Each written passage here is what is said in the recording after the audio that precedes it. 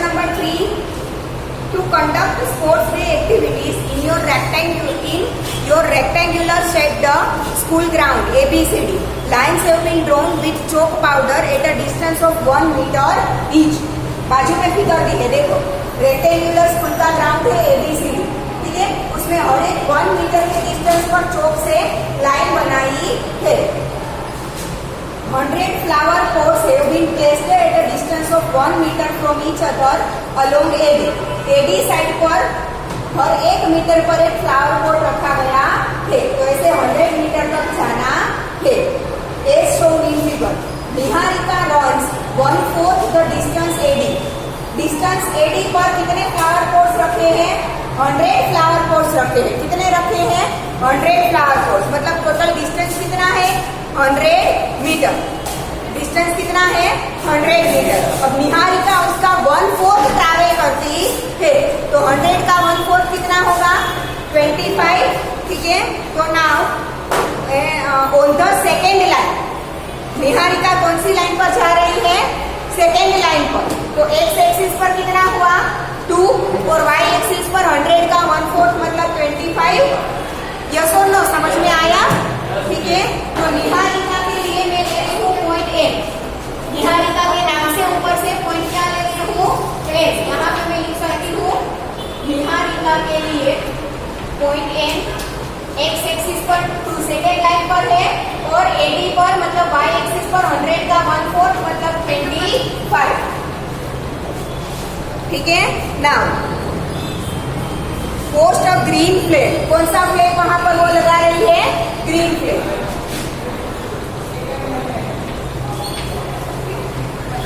Now Preet runs 1/5 the distance AD on the 8th line and post a red flag. प्रीत कौन सी line पर जा रहा है? 8th line पर। और कहां पर पोस्ट करता है? AD का 1/5।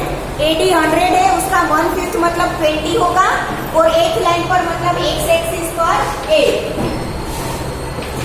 प्रीत के लिए पॉइंट बी, ठीक है।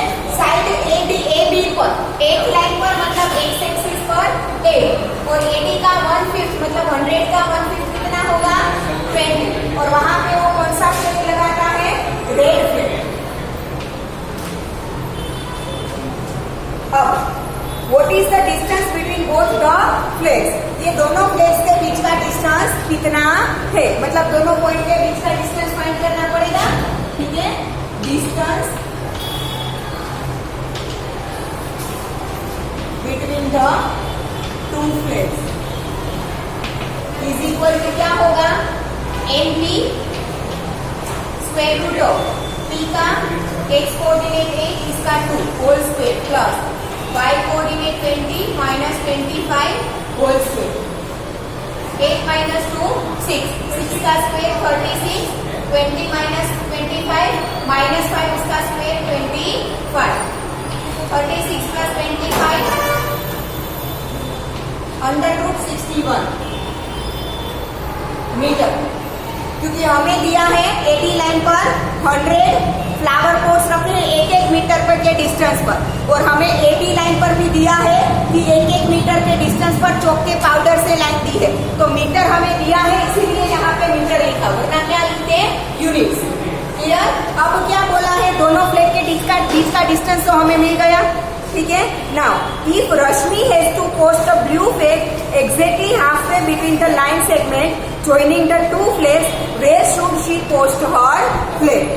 ठीक है। A और P को जोड़ती हुई जो लाइन, मतलब निहारिका और प्रीत ने जो ग्रीन और रेड फ्लैग लगाए हैं, उन्हें जोड़ती जो भी लाइन होगी, चाहे वो टिल्टेड आए, चाहे वो स्ट्रेट आए, चाहे वो हॉरिजॉन्टल आए, कैसी भी आए, ठीक है। जो भी लाइन हो इट डजंट मैटर, बट उसी लाइन पे एकदम मिड पॉइंट पर तीसरा फ्लैग ब्लू कलर का किसे लगाना है?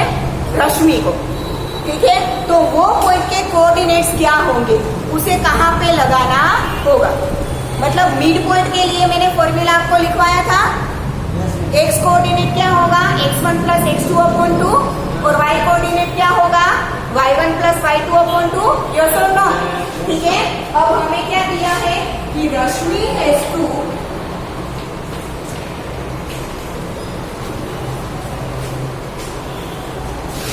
post a blue flag at midpoint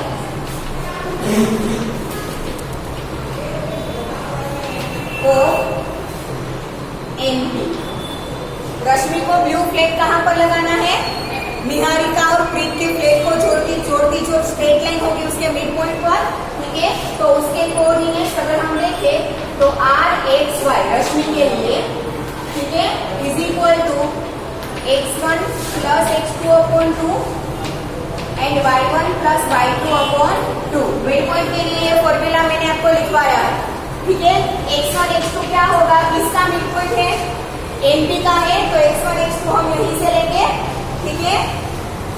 x1 is 2, x2 is 8 divided by 2, y1 is 25, y2 is 20 divided by 2।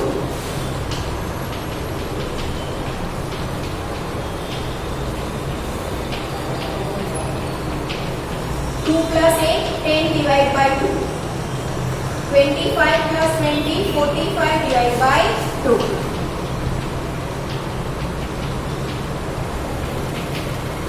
10 divided by 2 5 and 45 divided by 2 you can keep it as it is, ठीक है। 45 divide by 2 अगर आपको point में लिखना है तो 22.5 भी लिख सकते हो, ठीक है। मतलब लाइन AB पर उसे चौक पाउडर से जो 5th लाइन बनाई है उस पर जाना पड़ेगा, और लाइन AD पर सेकेंड 22 एंड 23rd के जो पोर्ट्स होंगे, फ्लावर पोर्ट्स, उनके एग्जैक्ट बीच में जाना पड़ेगा, क्लियर, ठीक है।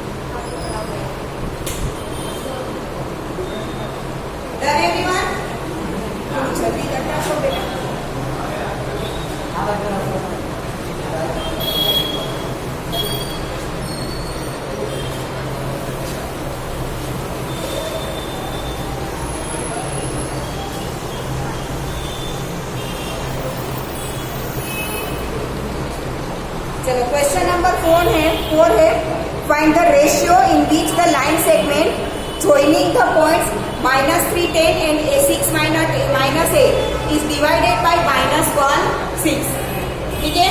यहाँ पे हमें 2 पॉइंट दिए हैं, उसका डिवीजन पॉइंट भी दिया है, हमें रेशियो फाइंड करना है।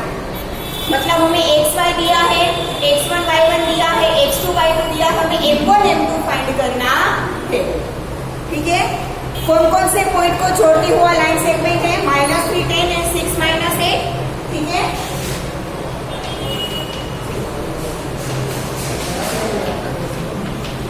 Ax1 y1 is equal to -3 10,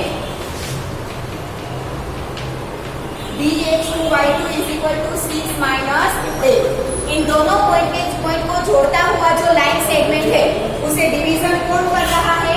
point Pxy is equal to -1 6, ठीक है। तो AB को जोड़ता हुआ जो लाइन सेगमेंट है उसे पॉइंट P जो रेशियो में डिवाइड करता है वो रेशियो हमें फाइंड करना है। मतलब कि हमें m1 * m2 फाइंड करना है। ना रेशियो का जो डिवीजन फॉर्मूला है हमारे पास वही फॉर्मूला अप्लाई करेंगे, क्योंकि वो फॉर्मूला में हमें कौन कौन सी चीजों की जरूरत पड़ती है? x1 y1 x2 y2 m1 m2 and xy, जो सारा हमारे पास है तो उसमें से m1 m2 मिल जाएगा, यस और नो, ठीक है।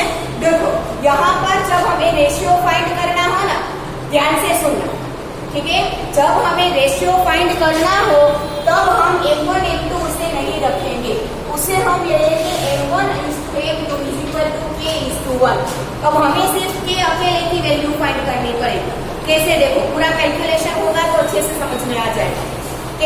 ये देखो, हमें पता है कि division point P X Y के कोऑर्डिनेट्स क्या होंगे। एक्स कोऑर्डिनेट क्या होगा, m1 x2 plus m2 x1 upon m1 plus m2। ठीक है, ये पॉइंट पी का एक्स कोऑर्डिनेट। अब पॉइंट पी का वाई कोऑर्डिनेट क्या होता है, m1 y2 plus m2 y1 plus m1 plus upon m1 plus m2 होता है।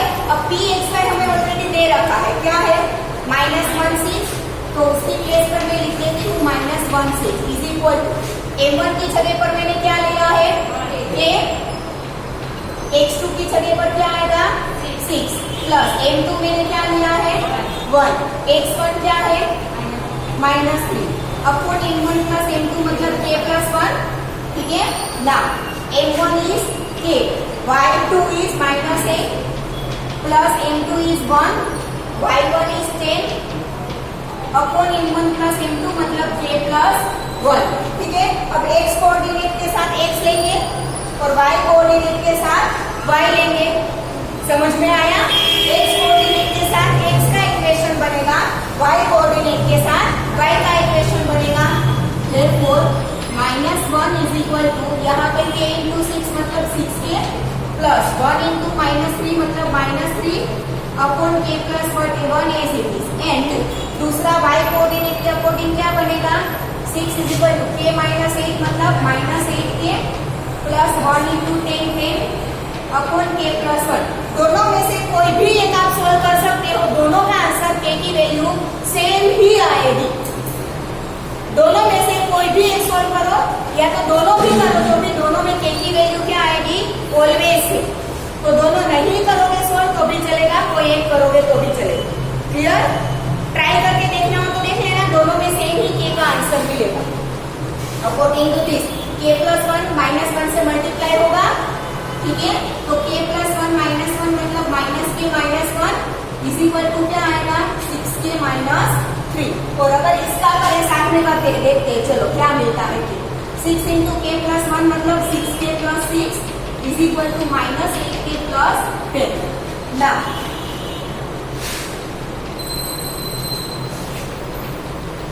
यहाँ पे माइनस के इस साइड आएगा तो प्लस हो जाएगा और ये 3 इस साइड जाएगा तो प्लस, तो -1 plus 3 is equal to 6k plus k। And इसमें ये 8k इस साइड जाएगा तो क्या हो जाएगा प्लस हो जाएगा, तो 6k plus 8k is equal to 10 और ये 6 इस साइड आएगा तो 10 - 6 -1 प्लस 3 मतलब 2 is equal to 6 plus 1 7k। And यहाँ पर 6k plus 8k 14k 10 - 6 is 4। therefore k is equal to क्या आएगा 2/7 और यहाँ से भी k इज इक्वल टू 4/14 2 2 4 7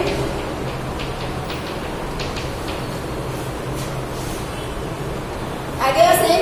ठीक है, तो इसीलिए मैं बोल रही थी कि दोनों इक्वेशन को सोल्व नहीं करोगे तो भी चलेगा, किसी एक के करोगे तो भी आपको k मिल जाएगा। ठीक है, नाउ रेशियो हमारा क्या था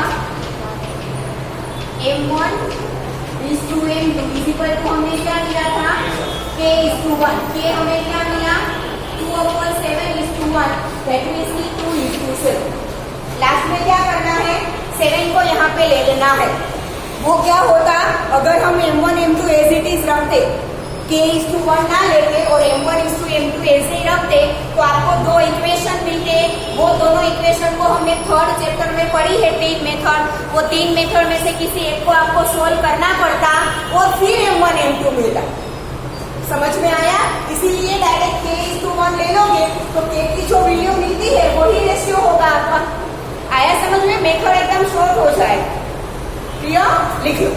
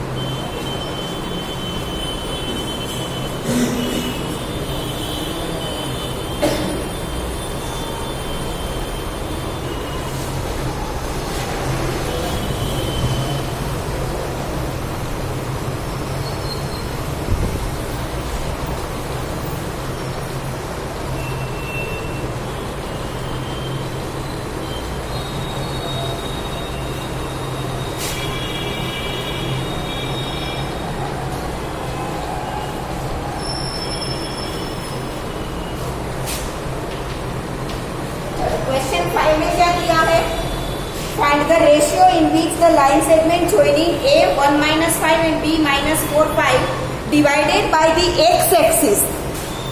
ठीक है, also find the coordinates of the point of division. हमें पॉइंट दिया है ए 1-5, जिसे हम लेंगे x1 y1, पॉइंट बी दिया है -4-5, जिसे हम देखेंगे x2 y2। ठीक है, इसे कौन डिवाइड कर रहा है, एक्स एक्सिस डिवाइड कर रही है। यहां पर ध्यान से देखना, ये एक्स कोऑर्डिनेट पॉजिटिव, हाँ, तो ए पॉइंट मानो कि यहां पर है, ठीक है, और बी पॉइंट मानो कि यहां पर है। इन दोनों को छोड़ता हुआ ये लाइन से, ठीक है, यहां से पास हो रही है एक्स एक्सिस, ठीक है, और यहां से वाई एक्सिस भी हो ना।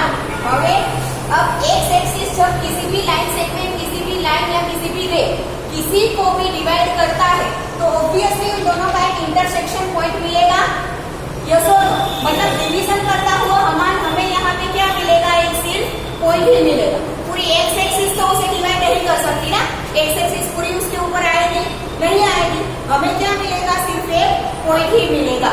अब एक्स एक्सिस इंटरसेक्ट कर रही है तो एक्स कोऑर्डिनेट क्या होगा वो हमें नहीं पता, ठीक है, बट हमें इतना जरूर पता है कि पॉइंट एक्स एक्सिस के ऊपर का होगा तो वाई कोऑर्डिनेट तो ऑलवेज 0 ही रहेगा। तो वाई कोऑर्डिनेट हमारे पास है, तो उसके ऊपर से पहले हम क्या फाइंड करेंगे, रेशियो फाइंड करेंगे, और रेशियो मिल जाएगा, उसके ऊपर से हम ये एक्स कोऑर्डिनेट फाइंड करेंगे। समझ में आ रहा है, ठीक है।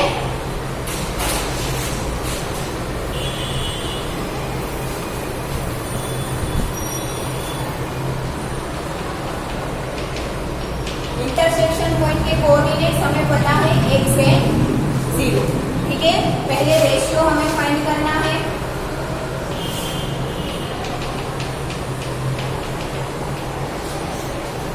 क्लियर ना। इंटरसेक्शन पॉइंट या तो डिवीजन पॉइंट, इंटरसेक्शन नहीं, डिवीजन पॉइंट P(x,y), उसके कोऑर्डिनेट क्या होंगे, m1x2 plus m2x1 upon m1 plus m2। यहाँ पर m1y2 plus m2y1 upon m1 plus m2 होगा ना। P(x,y) के कोऑर्डिनेट हमें पता है, x coordinate as it is, y coordinate 0। Now values put करो, m1 is k, x2 is -4 plus m2 is 1, x1 is 1, m1 plus m2 k plus 1। y coordinate m1 is k, y2 is 5 plus m2 is 1, y1 is -5 upon m1 plus m2 मतलब k plus 1, ठीक है। अब x coordinate तो हमारे पास है नहीं, तो उसका इक्वेशन बना के कोई फायदा नहीं होगा, क्योंकि उसमें दो अननोन वैल्यूज है k एंड x, ठीक है। बट अगर हम y कोऑर्डिनेट ले तो उसमें हमारे पास सिर्फ एक ही अननोन वैल्यू है k, तो वहां से हमें k मिल सकता है, ठीक है। तो हम क्या लेंगे, y कोऑर्डिनेट, y कोऑर्डिनेट से 0 इज इक्वल टू क्या मिलेगा, 5k minus plus -5 upon k plus 1। k plus 1 इस साइड जाएगा, 0 से मल्टीप्लाई होगा तो 0 ही हो जाएगा। तो हमें एट क्या मिलता है, 5k, 5 माइनस 5 इस साइड आएगा तो प्लस हो जाएगा, ठीक है। देखो 0 is equal to 5k minus 5, तो therefore 5k is equal to 5। अब 5 में 5 चला जाएगा तो k इज इक्वल टू क्या मिला, 1 मिल गया। तो पहले हमें रेशियो मिल गया,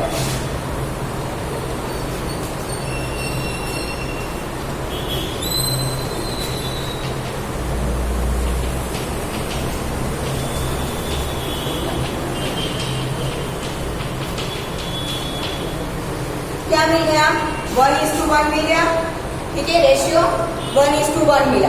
अब रेशियो 1:1 है, उसका मतलब ये हुआ कि जो डिवीजन पॉइंट है वो मिड पॉइंट है। जब रेशियो इक्वल मिले 1:1, ठीक है, रेशियो जब 1:1 मिले, इसका मतलब ये हुआ कि जो डिवीजन पॉइंट है वो लाइन सेगमेंट का मिड पॉइंट है। क्या है वो डिवीजन पॉइंट, जब भी याद रखना हमेशा, जब भी रेशियो 1:1 हो तब ऑलवेज डिवीजन जो है वो लाइन सेगमेंट का मिड पॉइंट ही होगा। ठीक है, तो इसके ऊपर से देखें तो हमें पी के कोऑर्डिनेट्स क्या मिलेंगे, y कोऑर्डिनेट तो 0 है हमें पता ही है। ठीक है, तो x कोऑर्डिनेट क्या होगा, x1 plus x2 upon 2, y1 plus y2 upon 2, ratio 1:1, therefore p is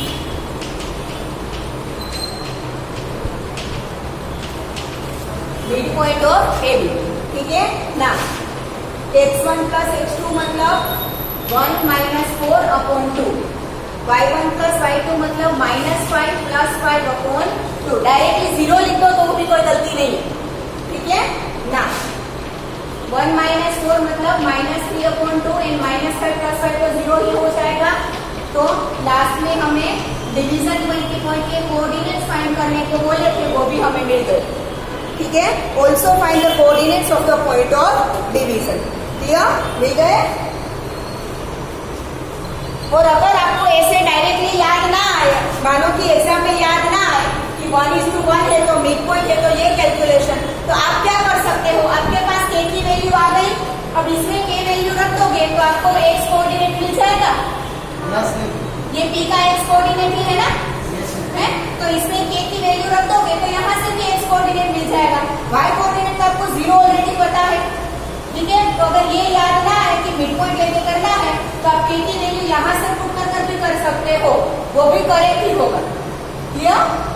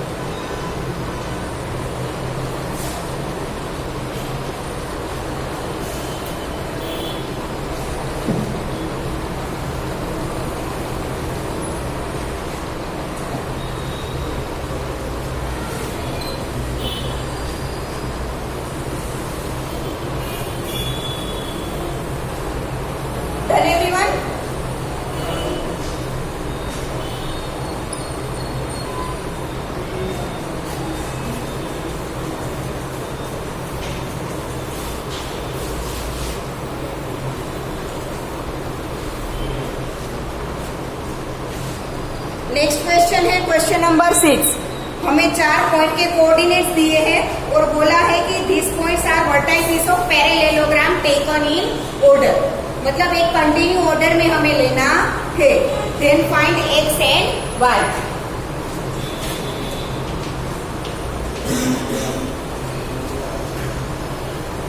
हमने लिया पैरेललोग्राम ABCD।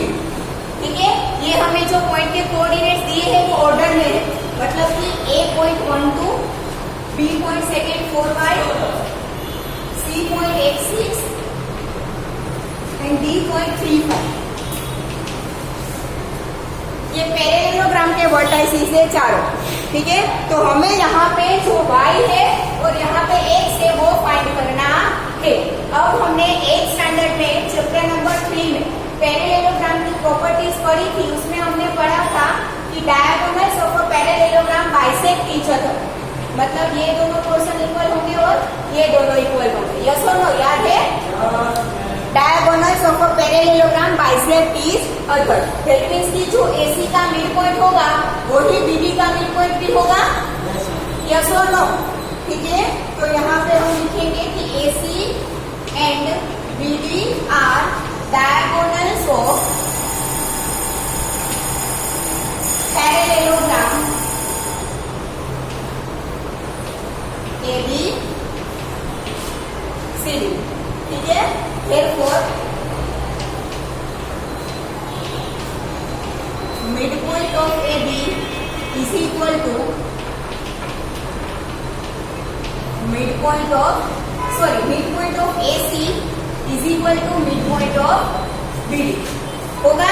ठीक है, अब मिड पॉइंट की फॉर्मूला दोनों के x कोऑर्डिनेट का प्लस डिवाइड बाय 2।